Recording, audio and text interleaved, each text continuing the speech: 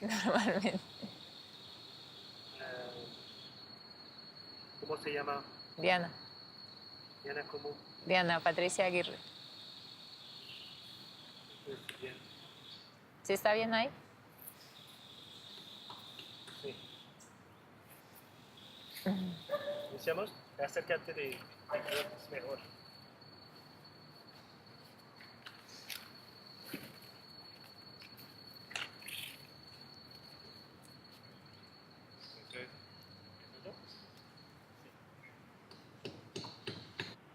Moi, j'ai commencé à intégrer les FARC. J'avais 17 ans, donc qui est dans l'année 2000. Et j'ai finalement déserté de ces groupes le 20 juillet 2011.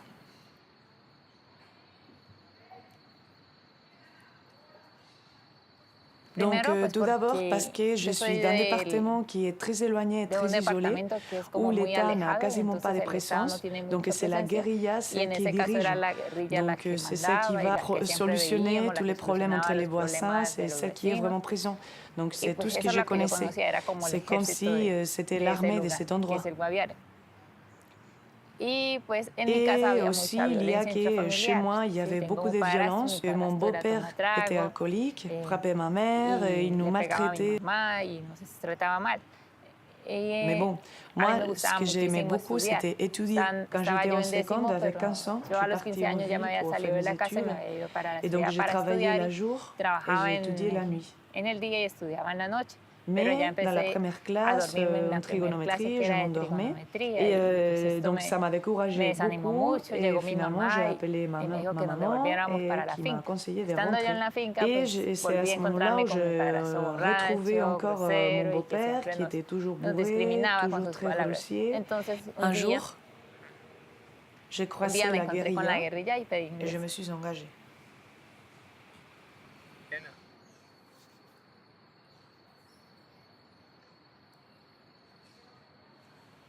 Ça fait 11 ans et elles ont été très variées.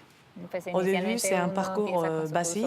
Ensuite, comme j'avais le niveau de seconde, j'avais un certain degré de scolarité, on m'a envoyé pour faire partie d'une colonne de diplômés. Et ce moment-là, c'était pendant la zone démilitarisée. Dans cette colonne, il y avait des cours de cartographie et d'infirmerie basique. Et donc, pour avoir été brillant avec des autres camarades des autres cours, ils nous ont sélectionnés pour donner des cours aux autres.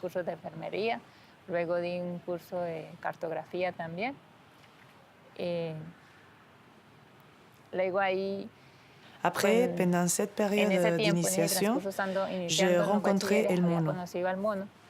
Et El Mono s'est intéressé à mon profil. El Mono m'a mis à son service et je m'occupais des transmissions radio. Jusqu'au jour où je me suis servi de la radio pour appeler ma mère. Donc ils m'ont découvert et j'ai payé la sanction. Donc ça a été la première et la plus grande sanction que j'ai faite.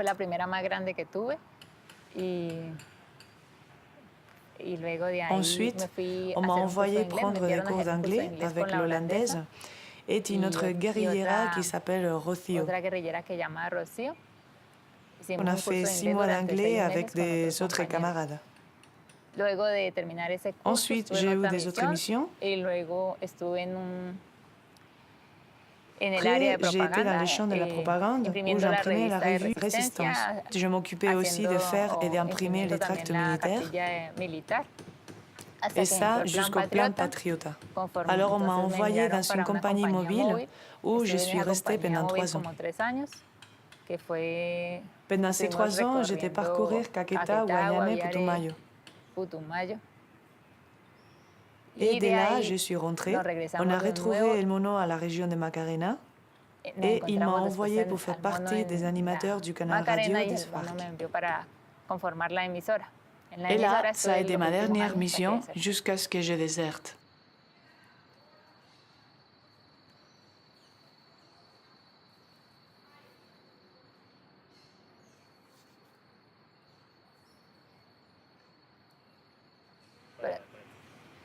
On était très enthousiastes avec les processus de paix.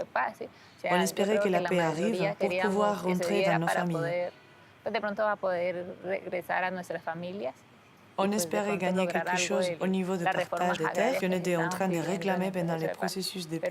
Mais moi, comme j'étais débutante, je rêvais seulement de rentrer chez moi et embrasser mon tout petit frère.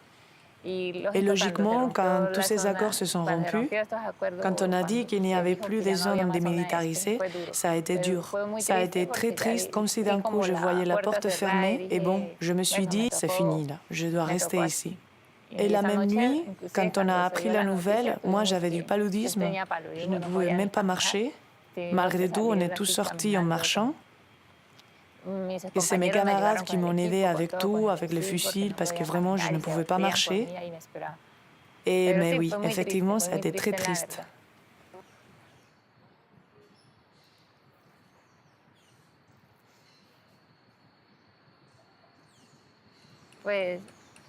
Sortir de l'ESFARC, c'est très compliqué. Au moment où on s'engage, on nous dit « vous êtes rentré conscient, vous n'étiez pas bourré, vous n'étiez pas en train de dormir, donc vous ne pouvez juste pas partir à la maison comme ça. » Tant qu'il n'y a pas un processus de paix ou par la mort. Mais non, il n'y avait pas moyen de partir. J'ai eu envie de partir à la maison, mais je ne trouvais pas comment faire, je ne trouvais pas les moyens. Et pourquoi j'ai eu envie, malgré que là-bas on travaille pour une bonne cause, bien qu'on luttait pour une bonne idéologie, et nous les guérilleros on s'est battus pour l'éducation pour tous et un logement pour tous. Il faut voir aussi que nos conditions de vie dans les maquis étaient difficiles. Et quand je suis partie, j'ai découvert des choses très injustes qu'on ne connaissait pas. Mais aussi en tant que guérilleros, il y a des choses qu'on ressent et qu'on vit qui sont très injustes. Il y avait des chefs, on se demande comment ils avaient été nommés. Ils nous maltraitaient. Ils pouvaient être grossiers avec nous. Si tu ne fais pas ce qu'ils voulaient, ils tormentaient de façon importante la charge à porter.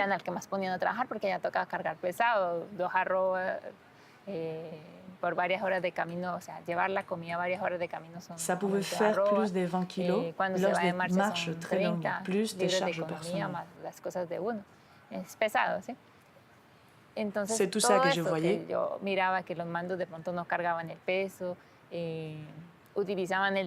Les chefs utilisaient l'argent pour acheter ce qu'ils voulaient, pendant que nous, on n'avait pas de savon ou papier hygiénique. Et voir que les chefs pouvaient bien avoir tous ces luxes et que nous, on ne pouvait même pas avoir des sacs pour ranger nos vêtements ou du savon pour se laver.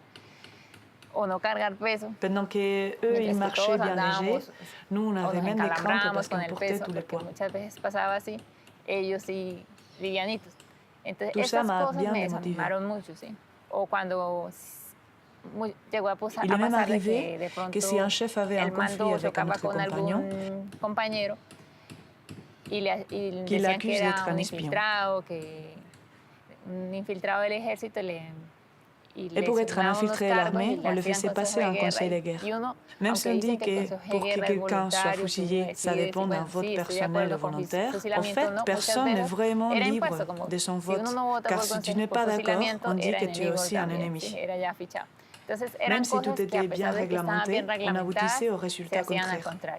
On disait que les droits et les devoirs, c'était pareil pour tous, mais ça n'a jamais été le cas. La première fois que j'ai essayé de m'échapper, dans l'année 2009, je pense, je suis restée 7 jours perdue dans la montagne. C'était dans le Páramo. Cette fois, je suis revenue et m'ont juste enfermée pendant 15 jours. Il n'y a pas eu de conseil de guerre parce qu'El Mono a refusé.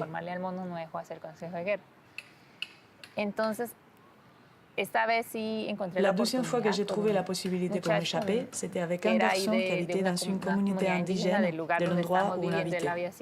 Et lui connaissait bien la région. Comme j'avais déjà essayé de m'échapper une fois, ceux qui avaient la même idée m'en parlaient plus facilement. Ils me disaient, moi aussi je veux partir. Normalement, une phrase comme ça, ça ne se dit pas. On ne peut pas dire ça à n'importe qui parce qu'on risque d'être dénoncé. Ils étaient en confiance avec moi parce que je l'avais déjà fait. On était des gardes et il m'a demandé si je voulais m'échapper. Je lui ai dit que oui et il m'a répondu que lui aussi. Et puis on a réfléchi à ça pendant plusieurs mois. Comme on était ensemble très souvent, les autres pensaient qu'on était en couple.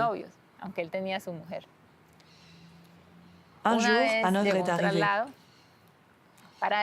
Il m'a dit, je dois partir, on m'envoie ailleurs, qu'est-ce qu'on fait?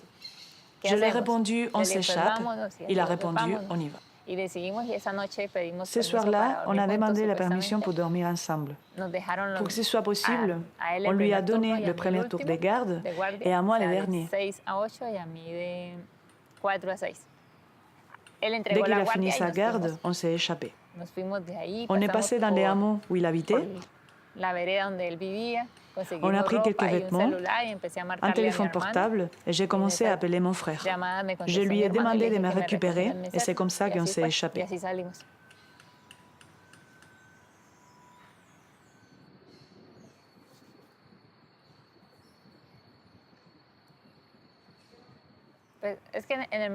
Ils pouvaient se rendre compte que le lendemain,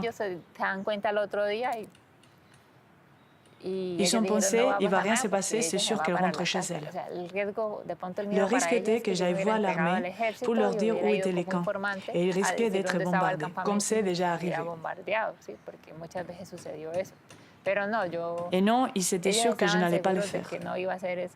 C'est comme ça que ça s'est passé. J'ai même attendu 1 an et demi avant d'intégrer le processus de paix, parce que j'avais peur de l'armée.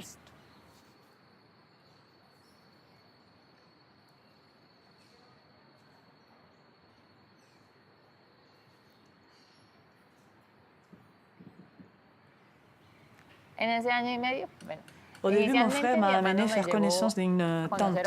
Donc, c'était la sœur de mon papa que je ne connaissais pas. J'ai aussi visité quelques cousines.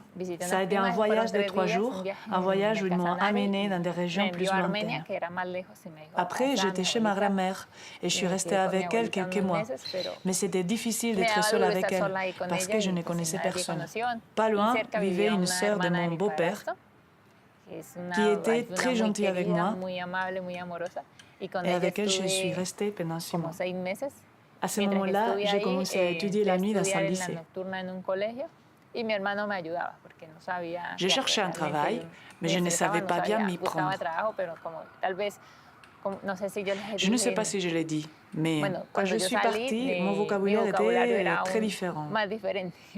Je ne savais pas dire merci, je ne savais pas dire s'il vous plaît, parce que dans la guérilla, ça ne se disait pas. Alors ma tante s'est occupée de m'apprendre comment demander la permission, comment dire merci. Elle m'a aussi appris quelques formules de politesse que j'avais perdues dans l'armée. Quand je suis descendue dans la plaine, je suis allée demander ma carte d'identité. Quand j'étais dans la zone démilitarisée, j'avais fait les démarches administratives pour l'obtenir. Et donc, ils me l'ont donnée. Me dieron la contraseña y me llegó después. Luego, pues tomé el atrevimiento de ir a sacarla. Après, je suis allée chercher un autre certificat et c'est comme ça que je me suis rendu compte qu'il n'y avait rien sur mon casier judiciaire, donc je pouvais déjà voyager en avion. Entonces ya podía viajar en avión y normal. Hasta Jusqu'au jour où mon compagnon d'évasion m'a dit « Tiens, tu te rappelles d'un tel? Il est déjà parti. » Et il m'a trouvé le téléphone d'un camarade qui travaillait avec moi à la radio et qui dans ce moment était dans un foyer de réinsertion. Et il a commencé à me dire « Allez, pourquoi tu n'intègres pas le processus de paix? Regarde, ils sont ton dossier, je l'ai vu, ils me l'ont montré. » Il a parlé à mon frère, ça lui a fait un peu peur et il a contacté un colonel. Mais après, il a insisté pour que je commence le processus de réintégration.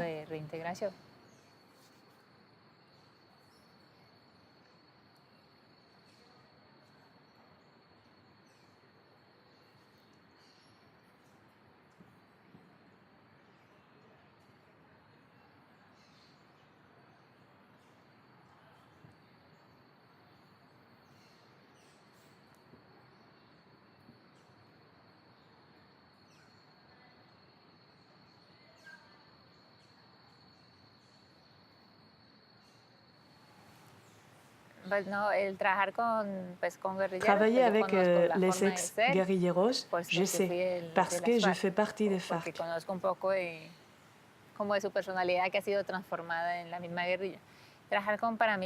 Travailler avec les paramilitaires, j'avoue que pour eux c'était plus dur, parce qu'ils ont dû faire des choses qu'on ne peut même pas imaginer.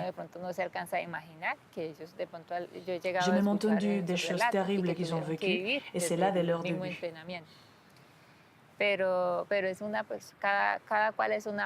Mais chacun est une personne, et il faut reconnaître cela. Il faut tenir en compte que quand on rentre dans un groupe armé, il y a toujours une cause. Violence familiale, problème de l'État ou par nécessité. Il y a même des personnes qui ont intégré les groupes parce qu'ils n'avaient pas de famille. Je me souviens d'une fille qui s'est engagée à 8 ans parce que sa maman l'avait rejetée, elle n'avait pas connu son père. Et sa grand-mère qui est restée avec elle l'a élevée, mais elle ne l'aimait pas. Quand les paramilitaires sont arrivés à la région, ils l'ont récupérée et ils lui ont donné quelque chose qu'elle n'avait pas eu jusqu'à présent, une famille. Beaucoup d'entre eux se sont engagés à cause des problèmes familiaux, économiques. Pour eux, c'était la solution la plus rapide. Alors, il faut valoriser ces personnes qui font aussi partie de la Colombie.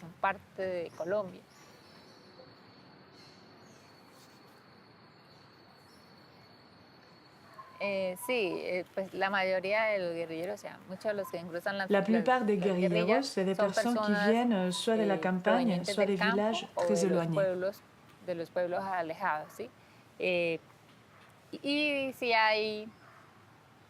Il y a des étrangers, pas beaucoup, mais par exemple, ils viennent d'Équateur, où il y a aussi l'hollandaise, il y a une française, et bon, je ne sais pas quoi d'autre. Il y a aussi des gens de la ville, comme des universitaires, qui à un moment donné ont fait partie de la jeunesse communiste. Ils ont décidé d'aller rencontrer la guérilla et ils sont tombés amoureux du projet.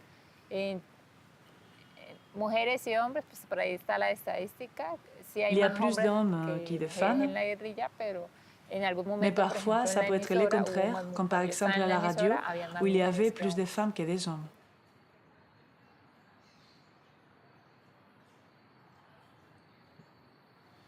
La plupart du temps, pour la pauvreté, pour la violence à la famille, ou parce que c'est des enfants qui ont été abandonnés. Ou d'autres parce qu'on leur a expliqué ce que c'était la guérilla et donc ils se sont engagés. C'est ce qui se passe pour les universitaires. Il y a des autres aussi qui s'engagent pour l'amour, parce que la guérilla utilise aussi cette technique d'envoyer les plus belles guerrilleras ou les plus beaux guerrilleros charmer les gens qui sont dans les campagnes.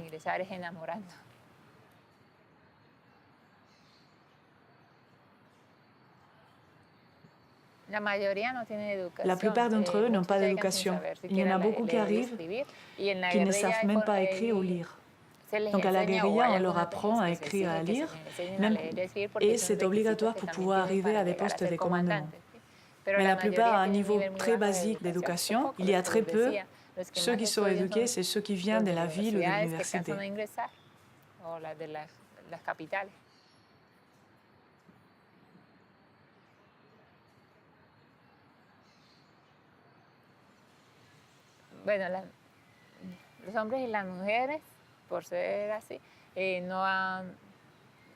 Entre les hommes et les femmes, il n'y avait pas de différence du tout.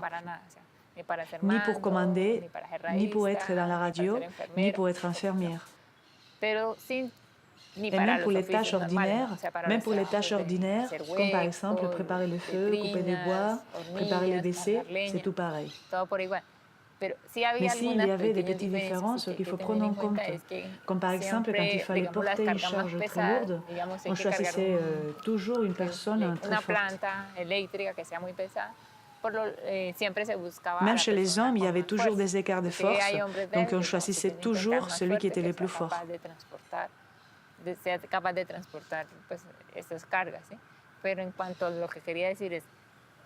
Mais ce que je voulais dire, c'est que hommes et femmes, individuellement, on est pareil. Chacun lave ses vêtements, chacun fait à manger, tous les deux peuvent faire la garde, tous les deux peuvent être chefs.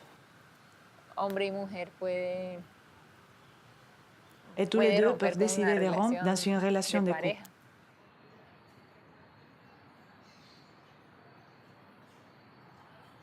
Il y a une grande différence. Donc, dans mon cas, quand j'ai rencontré un fiancé,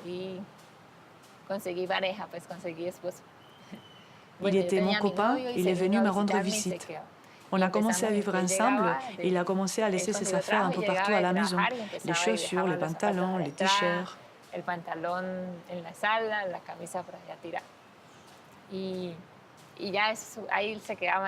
J'ai commencé à m'énerver et je lui ai dit « Range tes affaires, lave ton linge ». Après, il ramassait bien son linge, mais il ne pensait même pas le laver. Le matin, si ce n'était pas moi qui préparais les petits déjeuners, il partait sans déjeuner. Et c'est pareil pour repasser les chemises. Et là, je me suis vraiment mise en colère. Bon, il faut vraiment que tu repasses ta chemise. C'est pas moi qui va le faire. Moi, je repasse mes propres vêtements. Tu as les mêmes plans et obligations que moi. On est camarades et c'est pas mon rôle de faire ça. Et comme ça, on s'est arrangé. Donc maintenant, il repasse son linge. Et si je me lève avant, c'est moi qui prépare le petit déjeuner. Mais si c'est lui qui le prépare.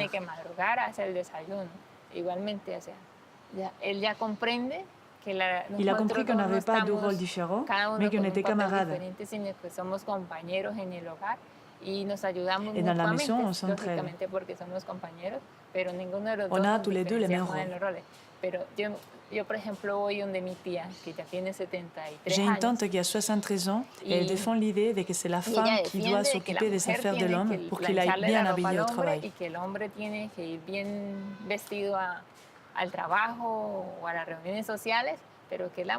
Et si jamais il est mal habillé, c'est la femme qui est responsable.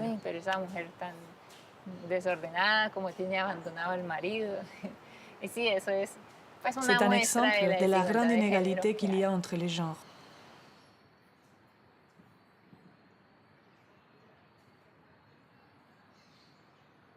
Réellement, c'était une très grande tristesse. Vraiment, j'espérais, j'avais fait campagne pour les oui. Au début, j'ai fait les suivis avec quelques camarades de l'université. On a fait campagne pour les oui. Au début, les oui étaient en tête, mais après, le non a commencé à progresser. J'avais l'espoir qu'à la campagne, on vote le oui, mais ça n'était pas le cas, c'est le non qui a gagné.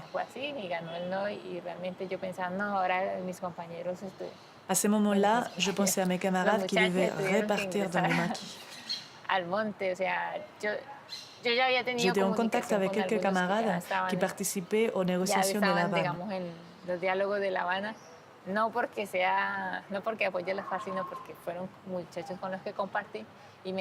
Il m'avait dit que le oui était définitif et qu'ils allaient pouvoir enfin sortir.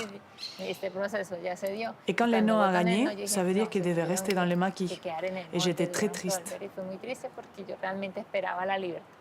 J'étais très triste parce que pour moi, le oui, ça aurait signifié la liberté. Ils étaient obligés de rester, ils ne pouvaient pas sortir d'une autre façon. Et déserter est synonyme de mort.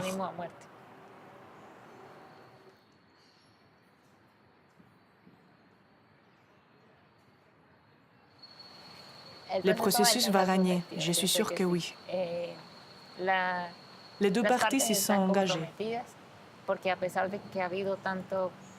Malgré qu'il y ait eu beaucoup d'attentats pour faire avorter le processus de paix et des attentats avec des morts, la FARC est restée ferme sur ses engagements. La FARC qui s'exprime aujourd'hui est très différente de celle que je connaissais lorsque j'étais à la guérilla. Si pour une raison ou une autre, le gouvernement s'écartait de ses engagements, alors la FARC s'est retirée et a annoncé qu'elle reprenait les armes. Maintenant, non. La FARC dit aujourd'hui, quoi qu'il se passera, dorénavant, notre unique arme sera la parole. Vraiment, je pense que ça va réussir. Parce que la FARC est vraiment différente. Une parole différente.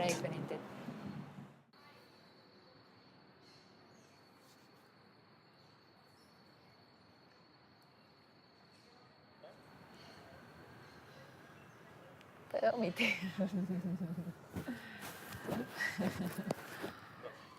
claro?